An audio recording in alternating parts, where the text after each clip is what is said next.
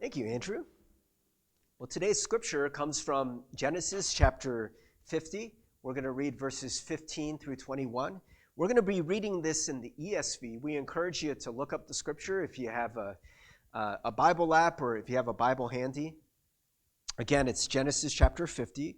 We're going to read verses 15 through 21. May the Lord bless the reading of God's word for us today. When Joseph's brothers saw that their father was dead, they said, "What if Joseph holds a grudge against us and pays us back for all the wrongs we did to him?" So they sent word to Joseph saying, "Your father left these instructions before he died. This is what you are to say to Joseph. I ask you to forgive your brothers the sins and the wrongs they committed in treating you so badly. Now forgive the sins of the servants of the God of your father." When their message came to him, Joseph wept. His brothers then came and threw themselves down before him. "We are your slaves," they said. But Joseph said to them, "Don't be afraid. Am I in the place of God? You intended to harm me, but God intended it for good to accomplish what is now being done, the saving of many lives. So then, don't be afraid. I will provide for you and your children." And he reassured them and spoke kindly to them. The word of God for the people of God. Thanks be to God. Amen. All right, today's message is a continuation in our Firm Foundation series. Today's message is called Meant for Good. Have you ever had something happen to you that you thought was good, but it actually turned out to not be so good? Or maybe the opposite, something that wasn't good in your eyes, but actually turned out to be sort of a hidden blessing. When I was in college, there was something that happened to me that I thought was good. But now sometimes I talk about it as the worst thing to ever happen to me in college. And it was, maybe not the worst thing to happen in my entire college career, but the worst thing that could have happened on my first test. And so my first test in college as a college freshman was in an introductory chemistry class. And this class was, I went to a kind of a small school. Most of the classes were pretty small because of that, but this class had like over 300 people. It was maybe the biggest class in that college. And like my first test, I was like a college freshman. I didn't really know how to study. And so I just kind of procrastinated. And the night before, I just did some cramming like at midnight, and I took this test, just not really knowing what was going to happen. But it turned out that I got 100 on the test. So, don't be too impressed because, to be honest, I took advanced placement chemistry in high school. I had a really good teacher. And most of it was review, to be honest. But, when we got the results back, I honestly didn't know. I was like really tired and I really didn't know how well I did.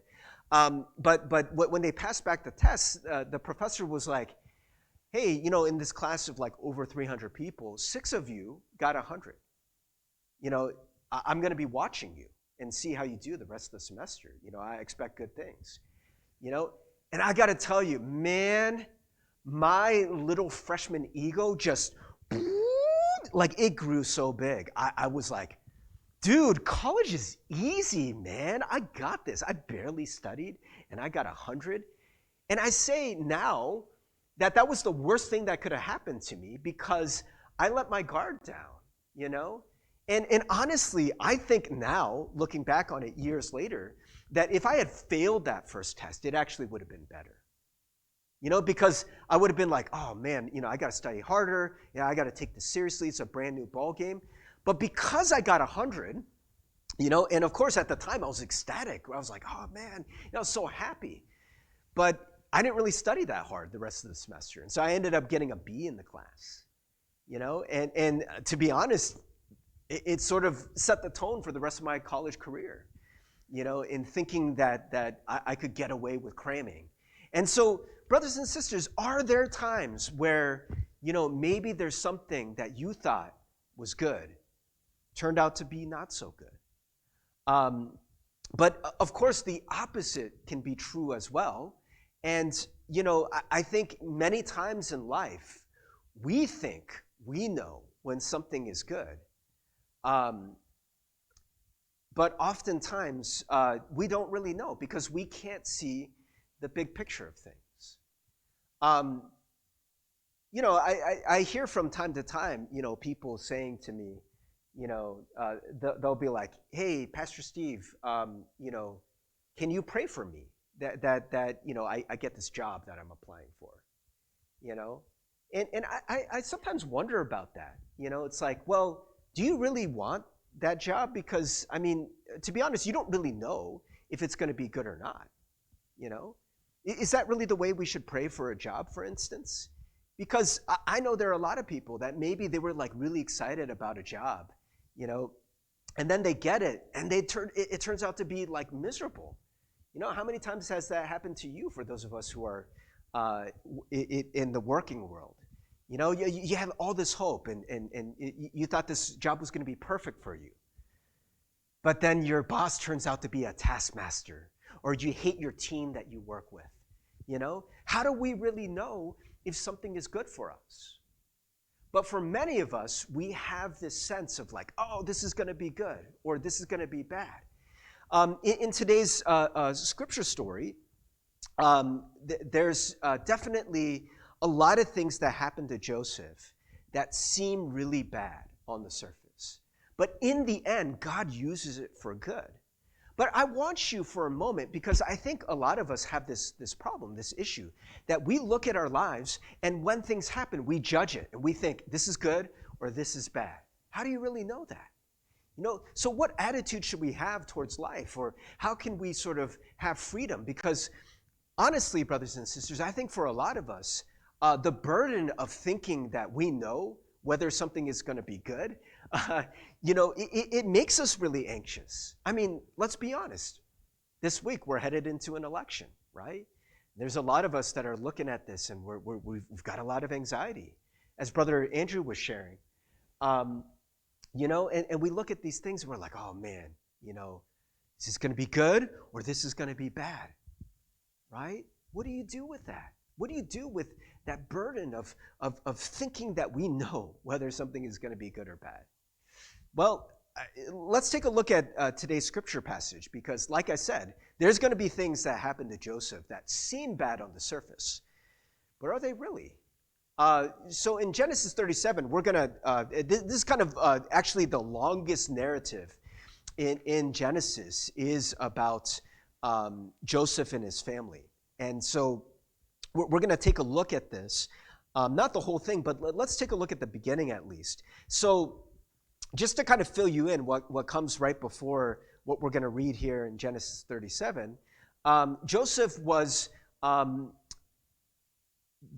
not Jacob's firstborn, but the firstborn of his beloved Rachel. Remember that he had two wives, Rachel and Leah. He loved Rachel more than Leah. And so Joseph, being the firstborn of Rachel, was very special to Jacob, and he definitely favored him.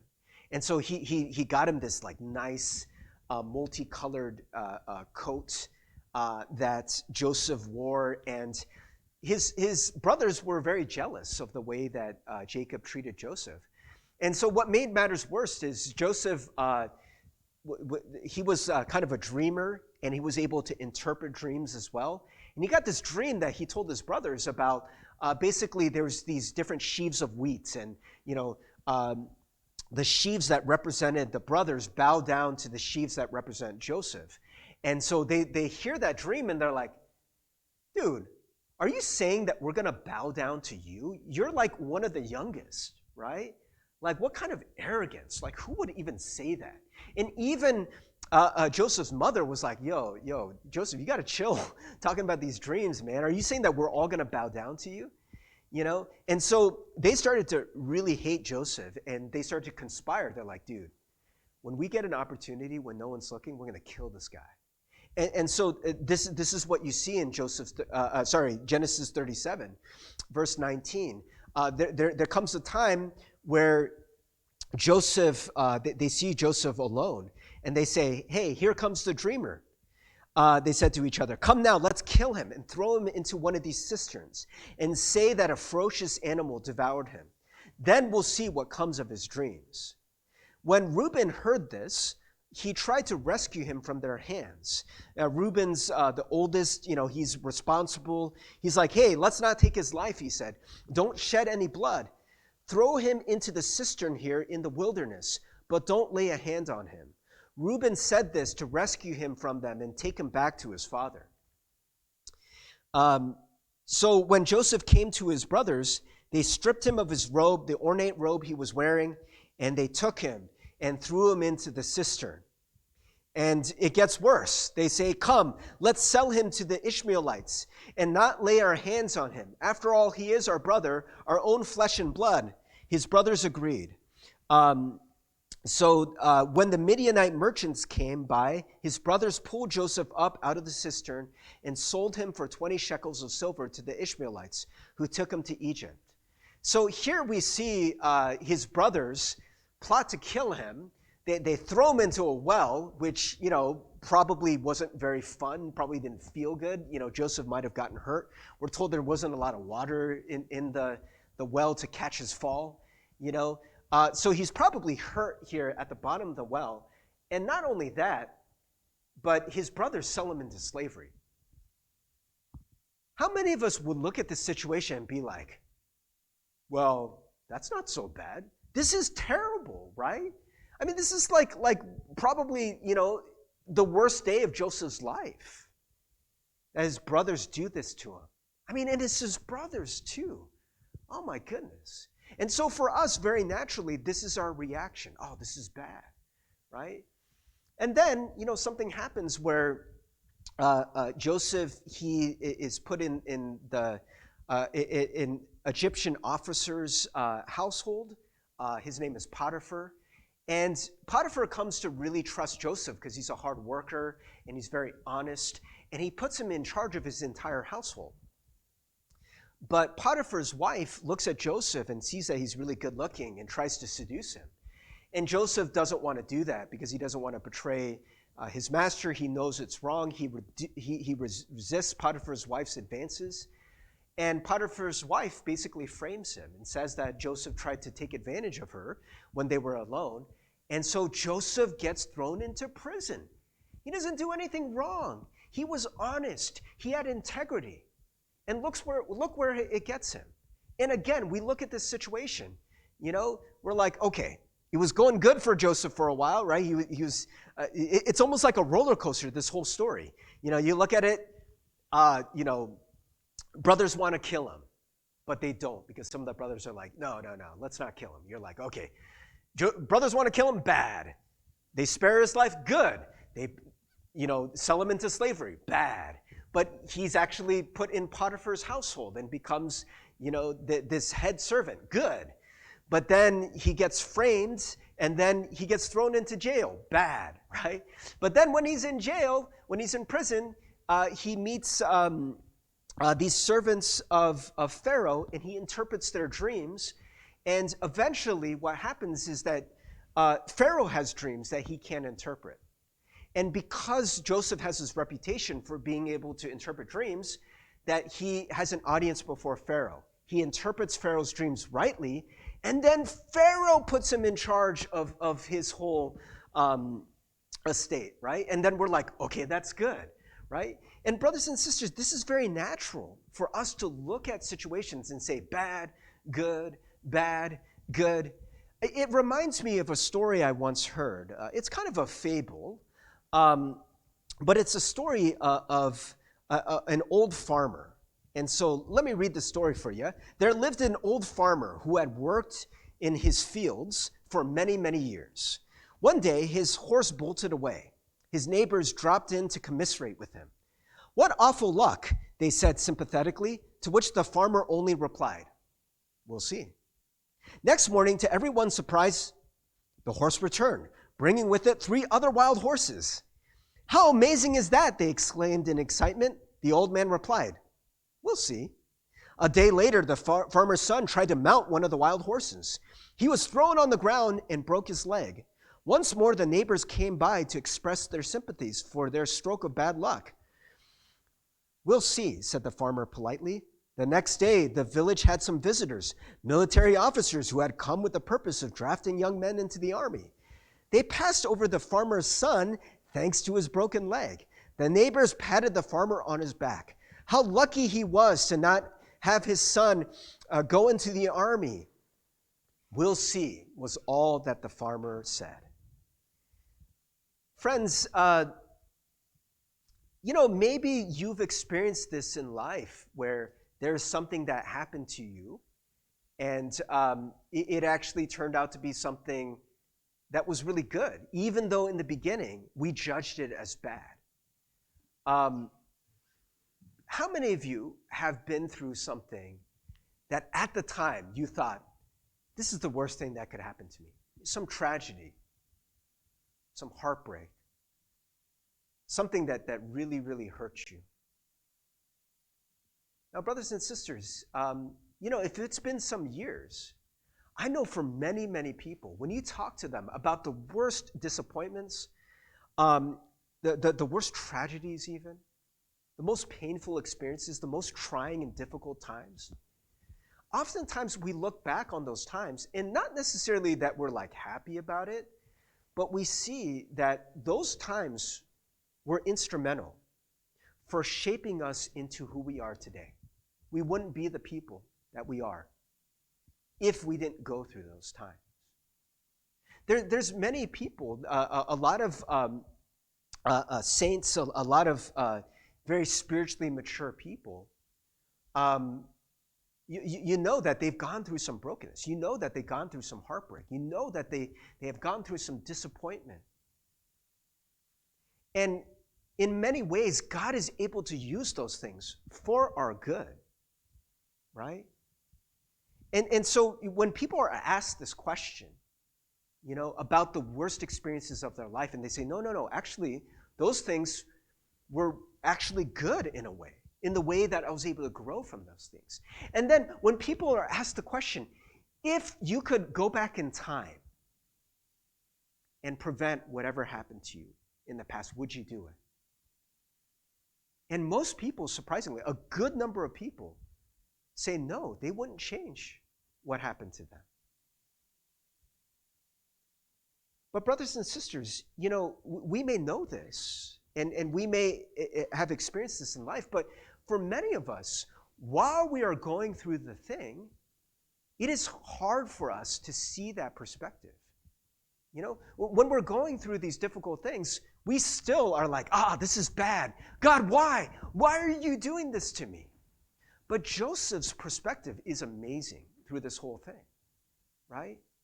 And by the way, brothers and sisters, what happens if you have the kind of perspective that these things are bad? You're going to be fighting it. For a lot of people, I think we're actually really bitter. We're bitter at God. We're bitter at the circumstances. It changes how you act. But when you see Joseph doesn't lose hope. He doesn't lose faith. And he doesn't lose integrity, right? The way that he acts is like somebody who trusts that God is in control. Only somebody who really knows that God is in control can act the way Joseph does, right? Let's take a look at the story that we read today in the end. This is kind of how the story ends. But so what you didn't see here was Joseph is put in charge of basically kind of second in charge in Egypt, and there's a famine that happens in the land, and Joseph is put in charge of basically managing this entire famine and managing all the resources and all the grain for all the people who are going through this famine. And so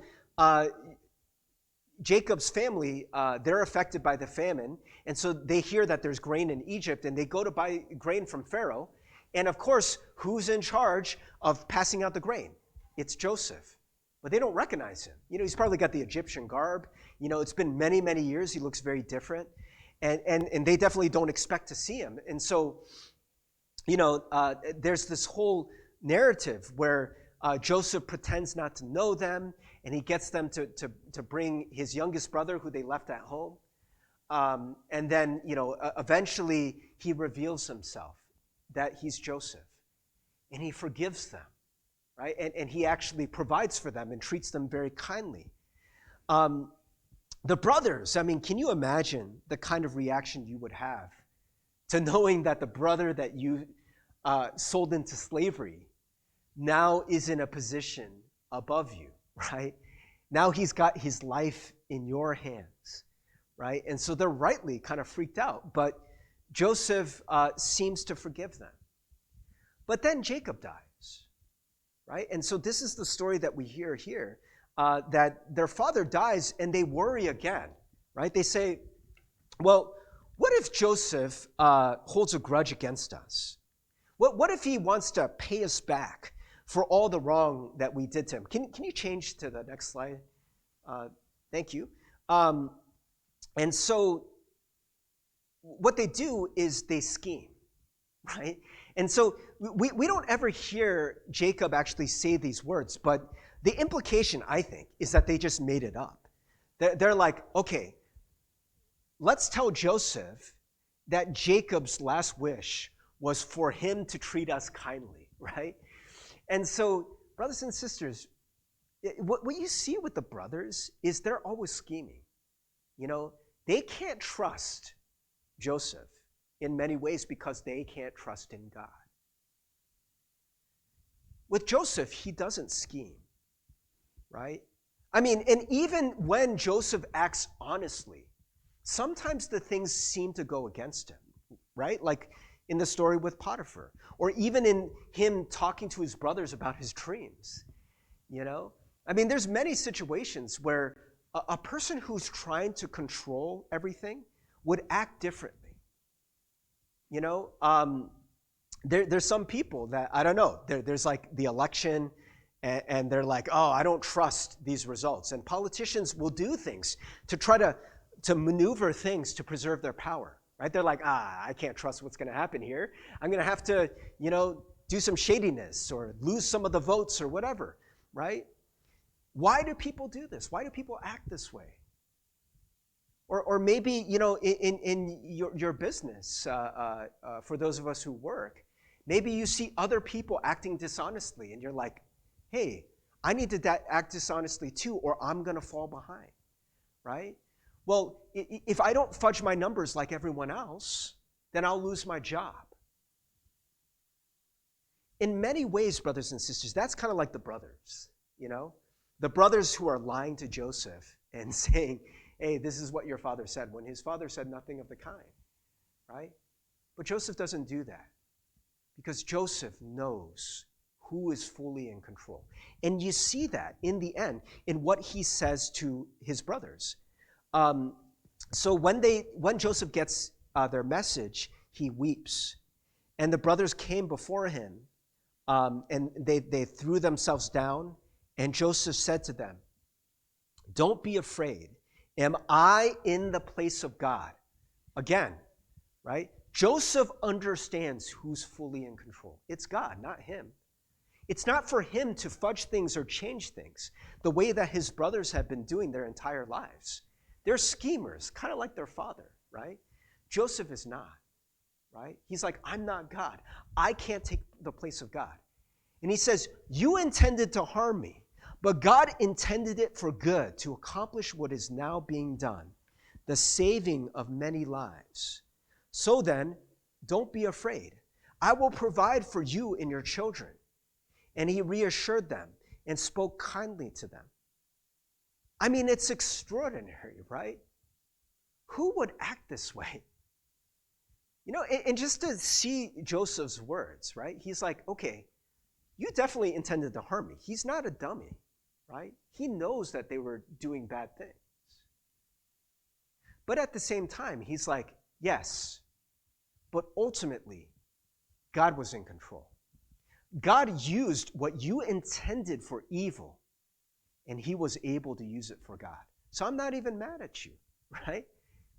I don't need to get vengeance. What is vengeance? Vengeance is, in a way, us not trusting that things will turn out right in the end. We're like, no, I got to take justice in my own hands.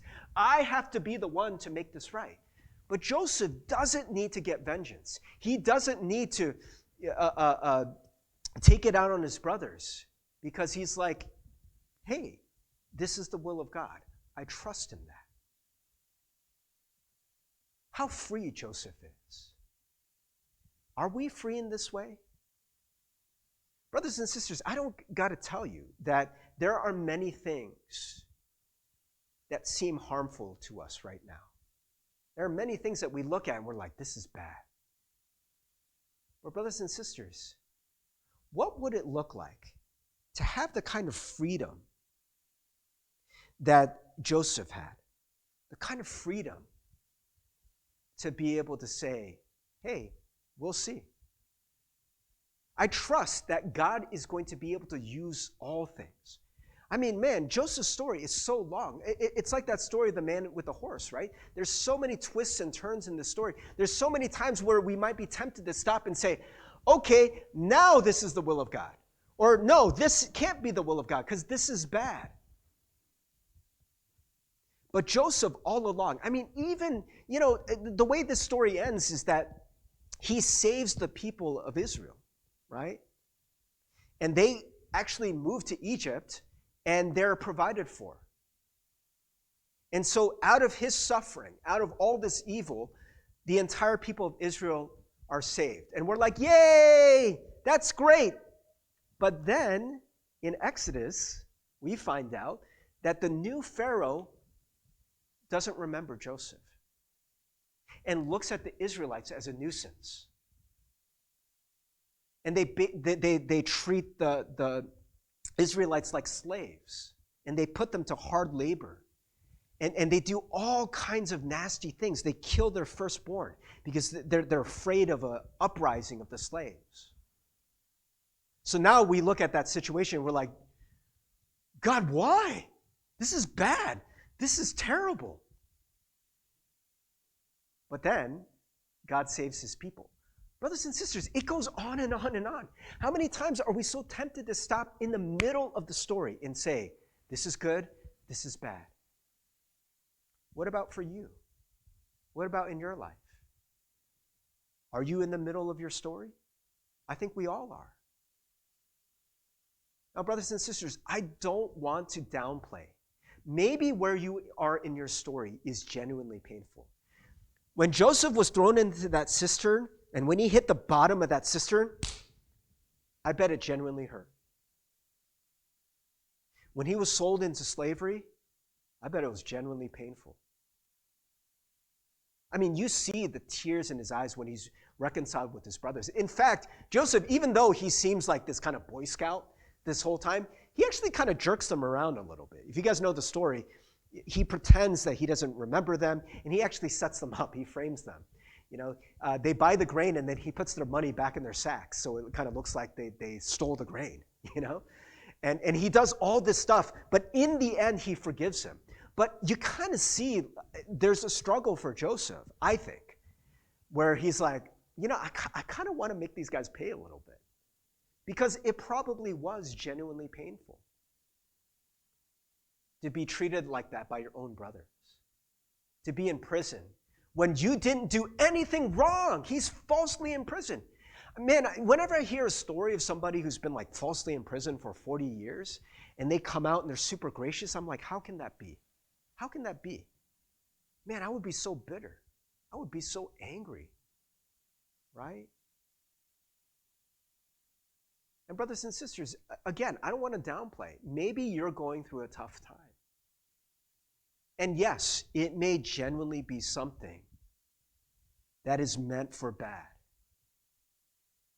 That is in many ways genuinely painful.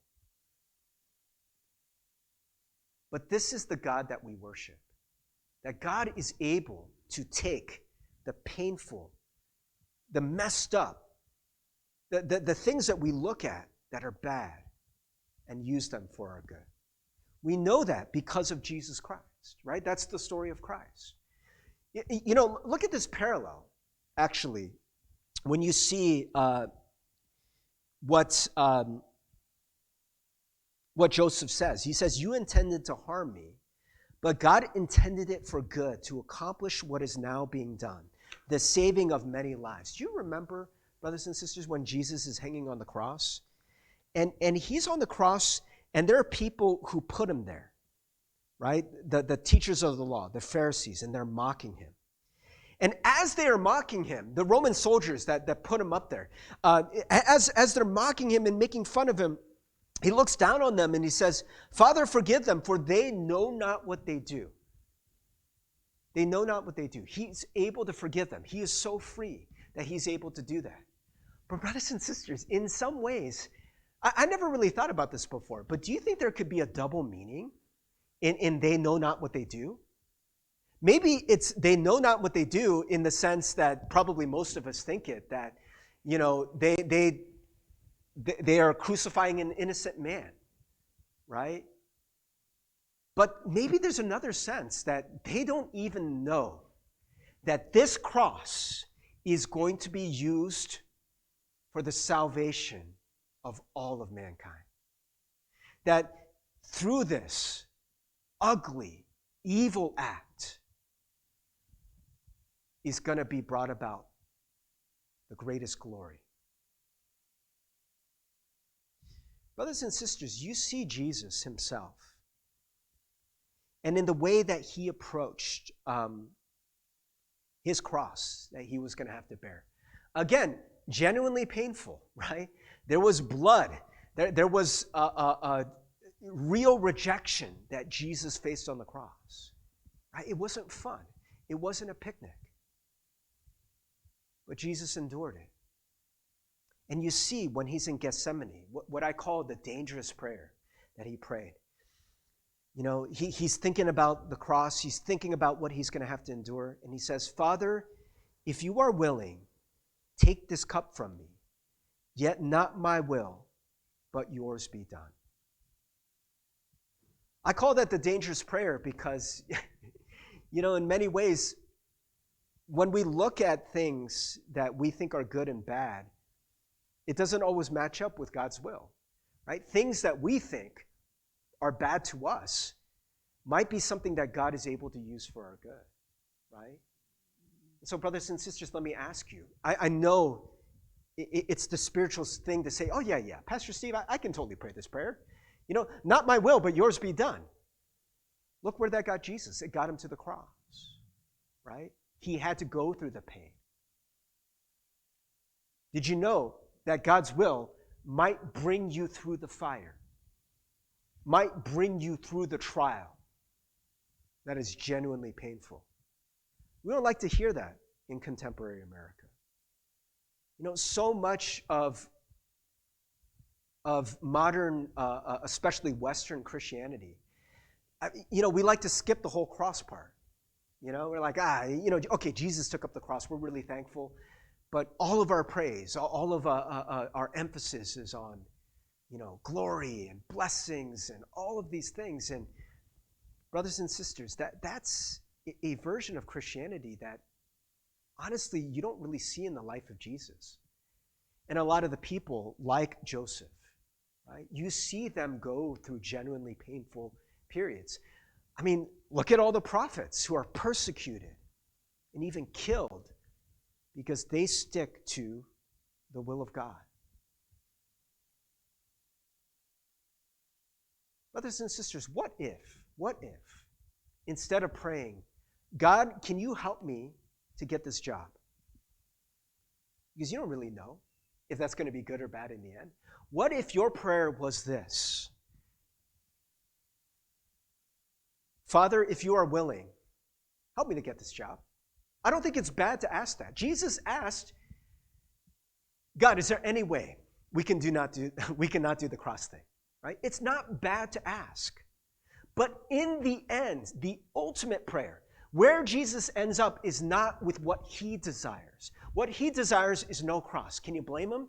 Who wouldn't want to not have to, die on a cross, right?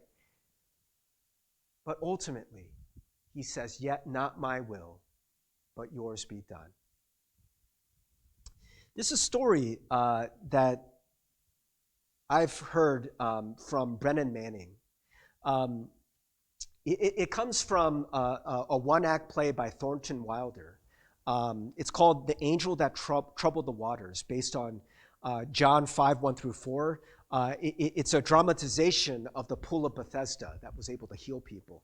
I want to read you this story. This comes from Abba's Child, but Brennan Manning has told the story many times in many different forms. But so in Thornton Wilder's one-act play, The Angel That Troubled the Waters, it talks about this, the Pool of Bethesda and the power to heal whenever an angel stirred its waters. A physician comes periodically to the pool, hoping to be the first one in line and longing to be healed of his melancholy. So that's like another word for like depression, some kind of like really just a terrible sadness that is plaguing this physician. And the angel finally appears but blocks the physician just as he is ready to step into the water. The angel tells the physician to draw back, for this moment is not for him. The healing is not for him. Can you imagine what the physician is feeling? Like, why wouldn't you want to heal me? What do you mean this isn't for me? And so the physician pleads for help in a broken voice, but the angel insists that the healing is not intended for him. The dialogue continues, and then comes the prophetic word from the angel. Without your wounds, where would your power be? It is your melancholy that makes your low voice tremble into the hearts of men and women. The very angels themselves cannot persuade the wretched and blundering children on earth, as can one human being broken on the wheels of living. In love's service, only wounded soldiers can serve. A couple years ago, as some of you know, I was suffering from these terrible panic attacks that brought me to the point where I was just like anxious all the time. I felt like I couldn't breathe. It was unbearable. I mean, there were times where I just thought to myself, I can't continue this way. It's just so painful. I mean, there were times where I couldn't sleep at night. And there were so many times where I prayed to God, God, can you take this from me? God, please. I am in agony. I can't sleep. Can you please take this from me? And I was reminded of passages like this, of stories like this. Not my will, but yours be done. And to be honest, for me, I'm like, but how can God be good? How can God be loving and not take this pain from me? And this is the thing, brothers and sisters. During that season, I can't really understand it, but there were many people that God put across my path who were dealing with very similar things, with panic attacks, with anxiety, with mental illness of different kinds.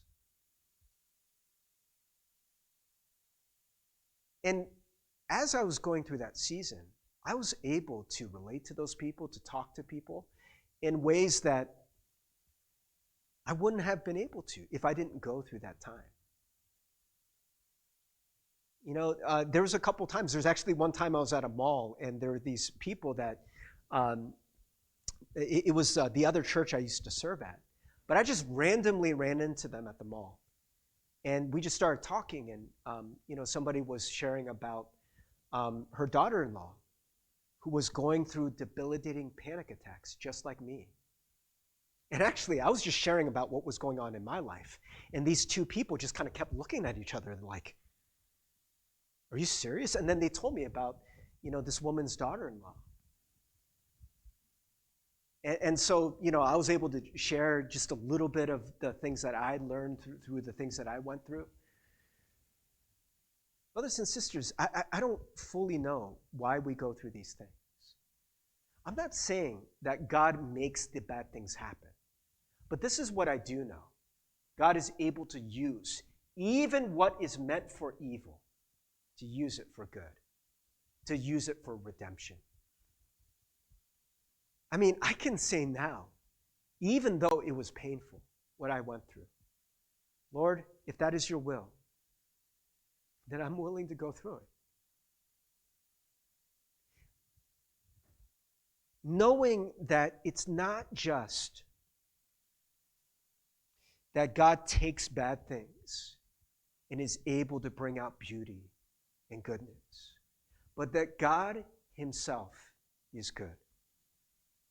We are in God's hands. That's the kind of trust that Joseph had. That's the kind of trust that Jesus had. No matter what he went through, he's bound on his way to the cross.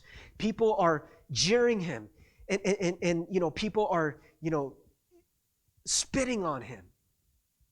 And Jesus is able to know, you know what? God, you're in control. He doesn't need to quake. He doesn't need to be anxious. He doesn't need to wonder, how is this going to turn out? What's going to happen to me? He knows for certain that God is in control and it will turn out for his good. That's the kind of faith that Joseph has. So, brothers and sisters, I want to ask you, would you be willing to pray this prayer? I know I called it a dangerous prayer, but in many ways it's not. Because we don't have a dangerous God. We have a God who's loving and kind and has good purposes for your life. So if it is the will of God, then you can be assured that it is for your good and it is for the good of many.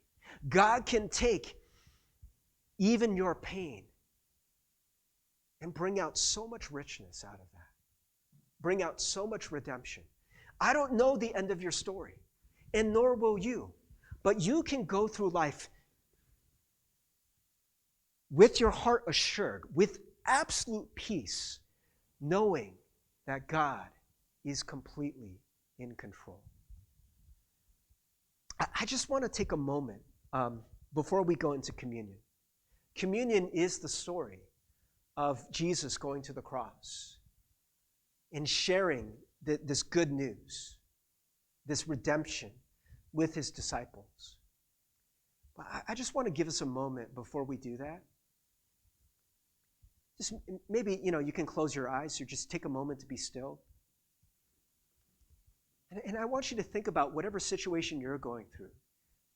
I bet there's a situation in your life right now that you're kind of resisting, that you're looking at and you're like, this is bad. This is not good.